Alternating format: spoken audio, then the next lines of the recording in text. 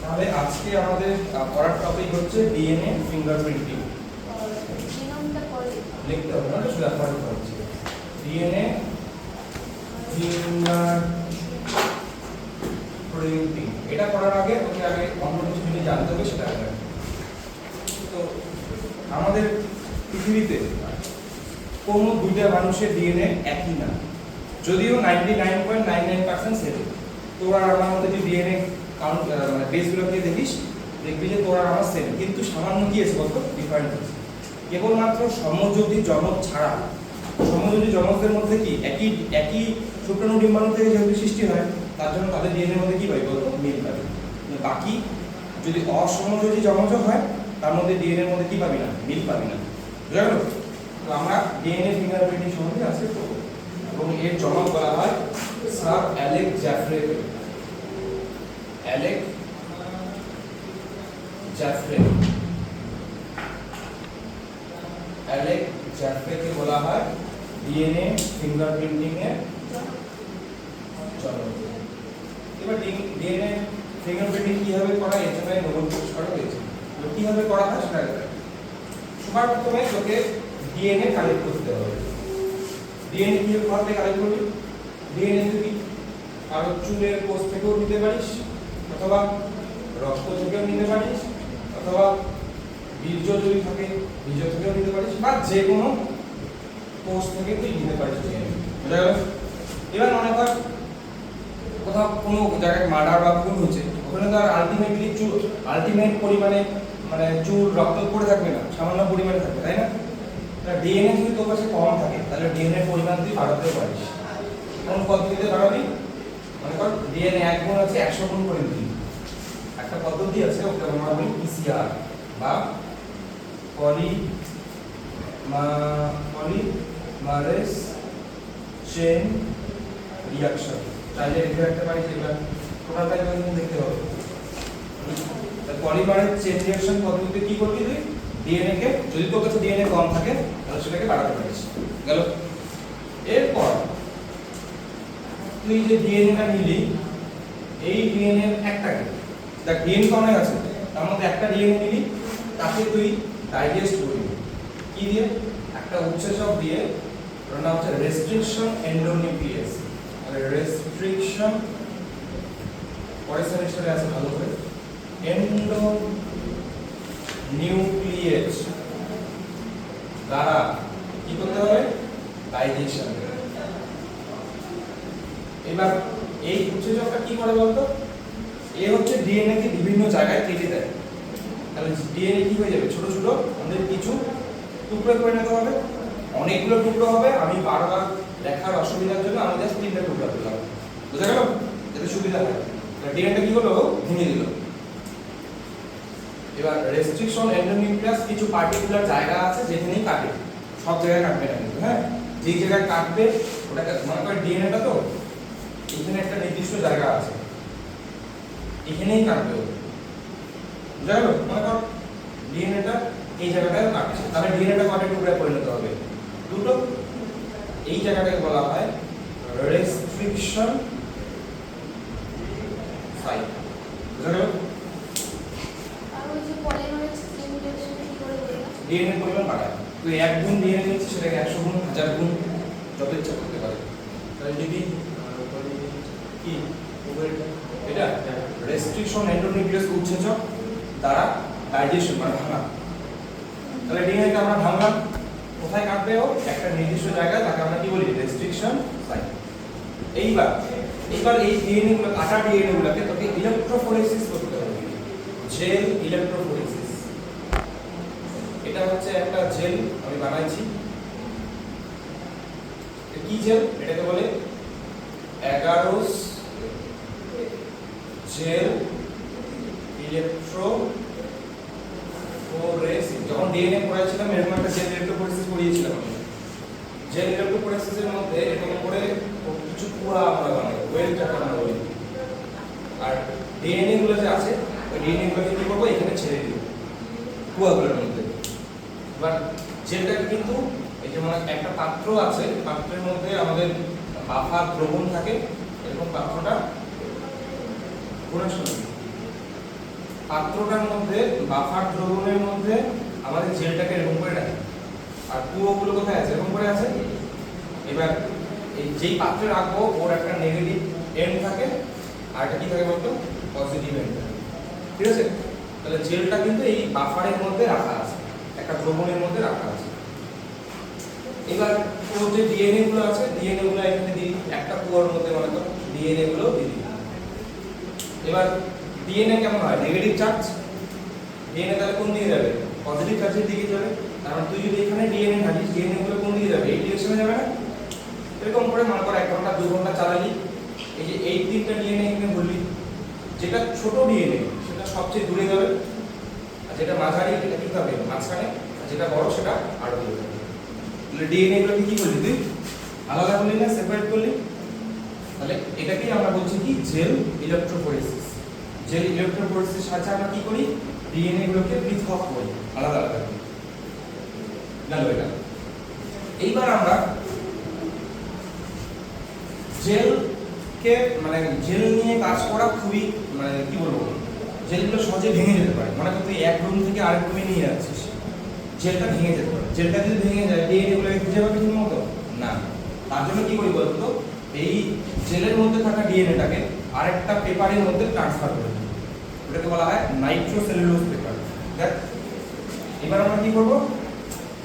এই জেলটাকে কোথায় ট্রান্সফার করব? নাইট্রোসেলুলোজ পেপারে। কিন্তু ট্রান্সফার করার জন্য কিছু টেকনিক আছে, ওটাকে বলে সাউদার্ন ব্লটিং। দেখো কিভাবে করে। আমার মোছাই এটা করে দেব, মোছাই দেখ সাউদার্ন ব্লটিং কিভাবে করি। সবার প্রথমে আমরা আমাদের জেলটাকে আঁকবো। এই হচ্ছে আমাদের জেলটা, তাহলে এটা হচ্ছে আমাদের জেল। জেলের এক প্রান্তে কি আছে? আমাদের ডিএনএ আছে।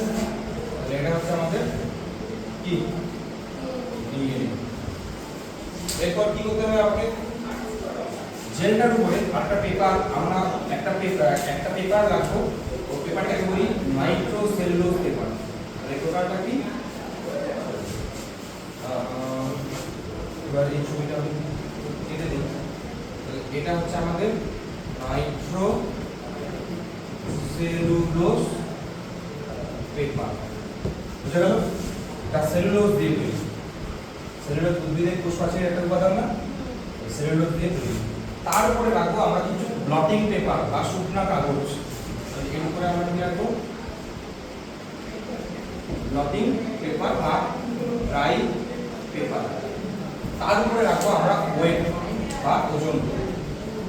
এই ওয়েট রাখলাম WEIGHT। এবার এই টোটালটাকে আমরা একটা দ্রবণের মধ্যে রাখবো।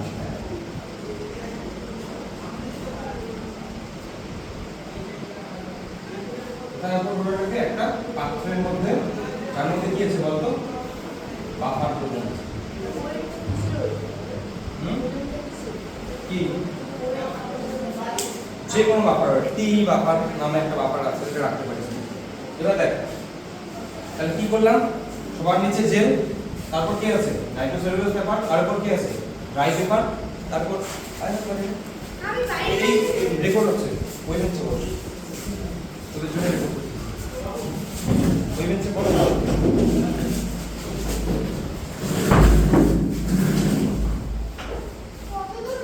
বস বস সব কাজে সবার কথা বলবো আবার না 10 মিনিট পড়া কিন্তু 10:30 শুরু করছে দাদা।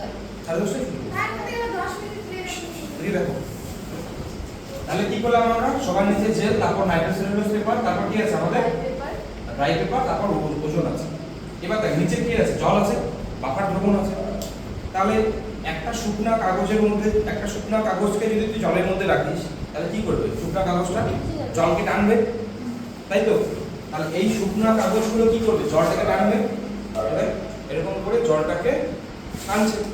এবার জলটা যদি টানে তাহলে এই যে জেলের মধ্যে থাকা ডিএনএটা এটা উপরে দিয়ে উঠে যাবে না, নাকি না? তাহলে দেখ আমাদের ডিএনএটা কোথায় চলে যাবে? এবার নাইট্রোসেলুলোজ পেপারের মধ্যে চলে যাবে। বুঝলি ব্যাপারটা? এর জন্য ড্রাই পেপারগুলো রাখা হয়। আর ওয়েটটা কেন দেওয়া হয়?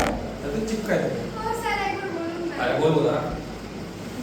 আমরা করছি ডিএনএ ফিঙ্গারপ্রিন্টিং, যেখানে সবার প্রথমে তোকে বিভিন্ন জায়গা থেকে ডিএনএ কালেক্ট করতে হবে। ডিএনএ পরিমাণ যদি কম থাকে তুই পিসিআর পদ্ধতিতে ডিএনএ পরিমাণ বাড়াতে পারিস। তারপর একটা ডিএনএ নিলি, সেটাকে কি করতে হবে তোকে? একটা উৎসেচক, যাতে আমরা বলি রেস্ট্রিকশন এন্ডোনিউক্লিয়েজ, একে দ্বারা কাটতে হবে। এ কি করে ডিএনএ কে বিভিন্ন জায়গায় কেটে দেয়। কাটার পরে তুই টুকরা পেলি ডিএনএ, অনেকগুলো টুকরো হবে, আমরা সুবিধার জন্য কাটা রাখছি 3টা। এটাকে এবার তুই 11 জোল ইলেকট্রোফোরেসিস করবি। জেলের মধ্যে এই কুয়াগুলো থাকে না, তাই তো? এই কুয়াগুলোকে ডিএনএটা ঢালবি, এই ডিএনএ দিকটা, তারপর ইলেকট্রিক কারেন্ট দিবি। তারপরে কি হবে? ডিএনএ নেগেটিভ চার্জ পজিটিভের দিকে দৌড়াবে। সবচেয়ে ছোট ডিএনএ সেটা সবার দূরে থাকবে, সবচেয়ে বড় যেটা সবার দূরে থাকবে। তারপর এবার জেল হ্যান্ডেলিং করা খুব একটা সুবিধা না, জেল সহজেই ভেঙে যেতে পারে। তার জন্য ওকে আরেকটা পেপারের মধ্যে ট্রান্সফার করবো। তাকে আমরা কি বলবো? ডিএনএটাকে। জেলের মধ্যে যে ডিএনএটা ছিল ওটাকে কোথায় ট্রান্সফার করলাম? নাইট্রোসেলুলোজ পেপারে। এবার কিভাবে ট্রান্সফার করব? একটা টেকনিক আছে, ওটার নাম কি বললাম আমি? Southern bloating.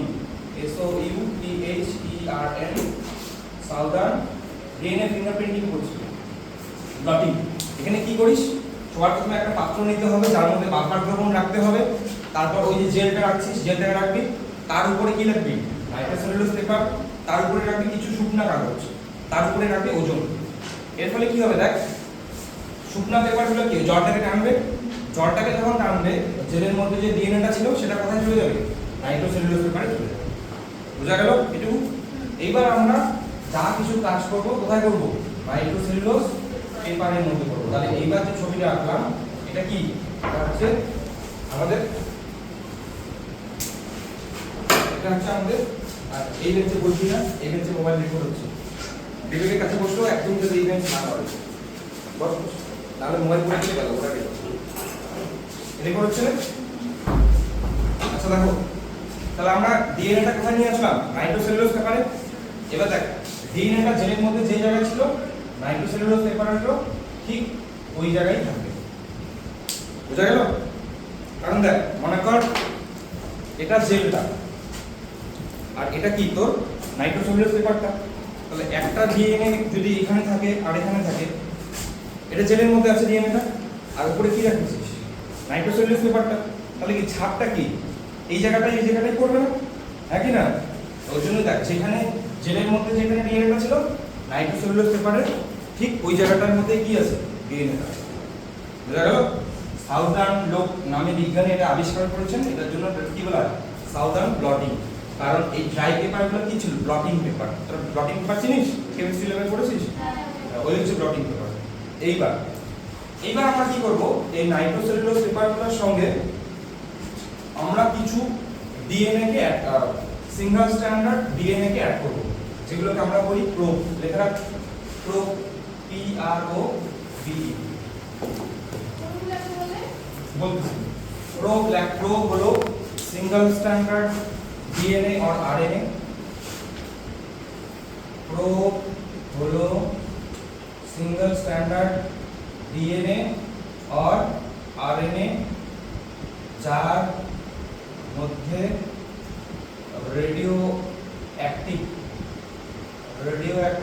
মলিকিউল যুক্ত থাকে।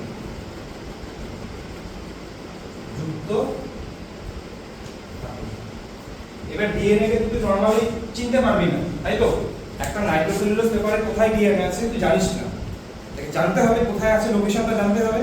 এই লোকেশনটা জানার জন্য তোকে করতে হবে হাইব্রিডাইজেশন। এটাকে বলা হয় হাইব্রিডাইজেশন উইথ প্রোব। প্রোব কি জিনিস বললাম? সিঙ্গেল স্ট্যান্ডার্ড ডিএনএ অথবা আরএনএ। এবার এই দেখ, জেলটা আছে, জেলটার মধ্যে আমাদের কি আছে?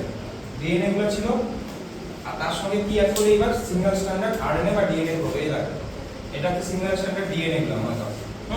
এগুলো হচ্ছে আমাদের কি? প্রোব। এই প্রোবগুলো নাইট্রোসেলুলোজ পেপারে ছেড়ে দিবি। এই প্রোবগুলোর সঙ্গে যদি এই ডিএনএ মিল থাকে, মনে কর এখানে থাইমিন আছে আর এখানে অ্যাডিনিন আছে, আর এখানে কি আছে? থাইমিন আছে, তাহলে কি হবে? এই প্রোবটা কি এর সঙ্গে যুক্ত হবে না? একই না?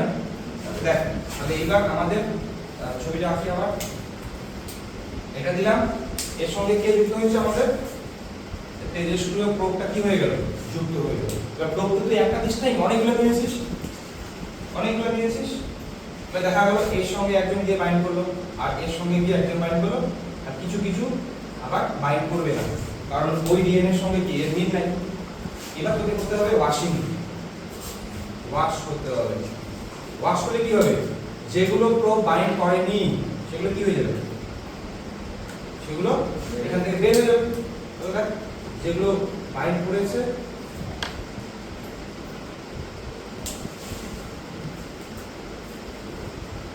ওর সঙ্গে কি হয়ে গেল? যুক্ত হয়ে গেল। বুঝলি? এইবার প্রোবগুলোর মধ্যে কি আছে? রেডিওঅ্যাক্টিভ মলিকিউল আছে। এইবার আমরা কি করব? দাঁড়া, এই বেঞ্চে বসবি না, এই বেঞ্চে রেকর্ড হচ্ছে, হয় ওই বেঞ্চে বস, না লাস্ট বেঞ্চে বস। হ্যাঁ, রেকর্ড হচ্ছে, এই বেঞ্চে নড়াই ছিল না, মোবাইল করে গেলে ভোট বেঞ্চে তোদের অসুবিধা হবে। আরে রেকর্ড হচ্ছে রে বাবা, বুঝেই না কথা। তোরা তো লেট করে আসবি না। এইদিকে রাখো। একটা জায়গা আমরা মিস করে গেছি, কোন জায়গাটা? বস বস, এখানে হচ্ছে বস। এইদিকে দেখো, এই জায়গায় যে আমাদের ডিএনএটাকে ভাঙছি, ডিএনএ কেমন থাকে? ডবল স্ট্যান্ডার্ড, তাই তো? এই যে জেলের মধ্যে যখন আছে না, জেল থেকে কোথায় নিয়ে আসলাম? নাইট্রোসেলুলোজ পেপারে। এই ধাপটার আগে আরেকটা ধাপ থাকে আমাদের, করে নিয়ে এটা আমি আরেকবার এখানে আরেকটা ধাপ আঁকি। তাহলে এই হচ্ছে আমাদের নাইট্রোসেলুলোজ পেপারটা, যার মধ্যে আমরা ডিএনএ গুলোকে কি করেছি? ট্রান্সফার করেছি।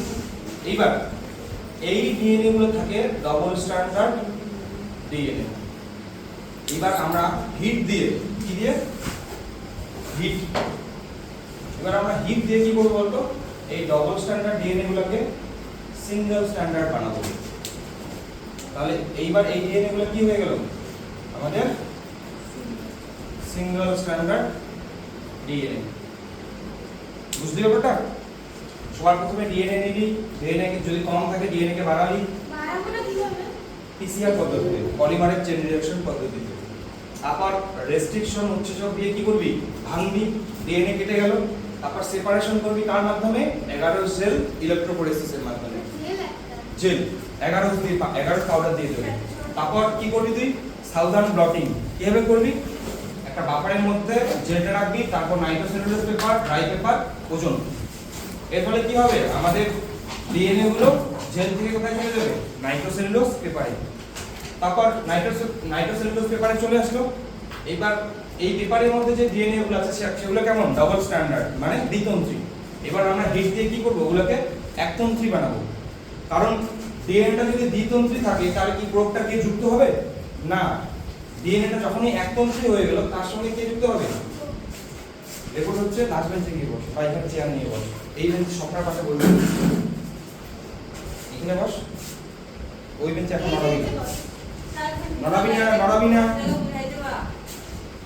প্রথম থেকে না, আবার এখান থেকে শুনতে, পরে দেখাচ্ছে, রেকর্ডটা হয়ে যাবে। তাহলে ওখানে মানুষ শুনবেই না কতবার। এদিকে দেখো, তাহলে ডিএনএটা কেমন হয়ে গেল? Single standard. তাকে এবার আমরা কাকে দিয়ে হাইব্রিড কোড বানালাম? প্রোবকে দিয়ে। হাইব্রিড মানে কি? দুটো আলাদা আলাদা, একটা ডিএনএ আর তার সঙ্গে কি আছে? একটা রেডিওঅ্যাক্টিভ ডিএনএ বা আরএনএ। এদিকে এদিকে কথা বলিস না। এইবার আরএনএও হতে পারে। এবার দেখো এদিকে, এবার যেগুলো প্রোবের সঙ্গে ডিএনএ মিল আছে তাকে আমরা কি করলাম? তার সঙ্গে প্রোবগুলো কি হয়ে গেল? যুক্ত হয়ে গেল। আর যেগুলো মিল ছিল না ওগুলো কি হয়ে গেল? ওয়াশ করার মাধ্যমে বের হয়ে গেল। হলো? এইবার আমরা যে নাইট্রোসেলুলোজ পেপারটা পেলাম তার মধ্যে কি আছে? তেজস্ক্রিয় প্রোব আর সিঙ্গেল স্ট্যান্ডার্ড ডিএনএ। এইবার এটাকে আমরা রেডিওগ্রাফি করব, এক্স-রে পাঠাবো এর মাধ্যমে, এর মধ্যে দিয়ে। এবার দেখো এই যে পেপারটা আছে, এবার এই পেপারটা আমি নিলাম, নাইট্রোসেলুলোজ পেপারটা। এর মধ্যে দিয়ে আমরা কি পাঠাবো বলতো? এক্স-রে।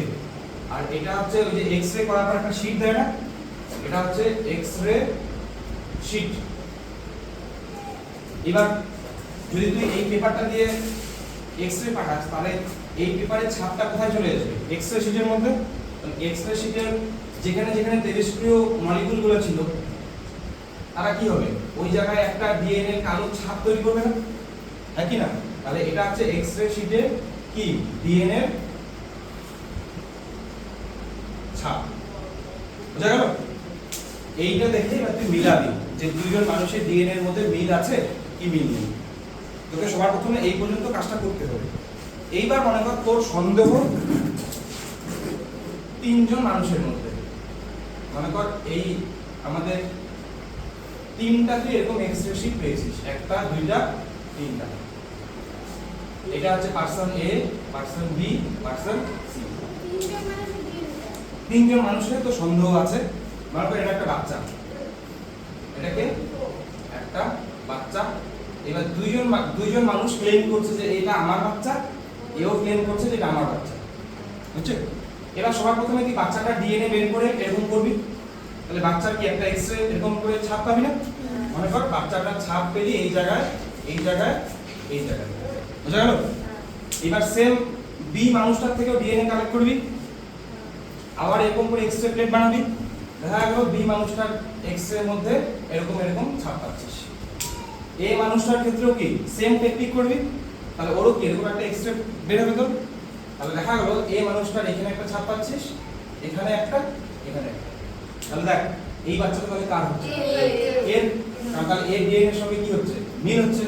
কারণ আমরা একটা বাচ্চা ডিএনএ কার থেকে পাই? বাবার থেকে অথবা মার থেকে। তাহলে এর ডিএনএ এর সঙ্গে এর কি হচ্ছে? মিল হচ্ছে। তার মানে আমরা বলতে পারি কি এই বাচ্চাটা এর।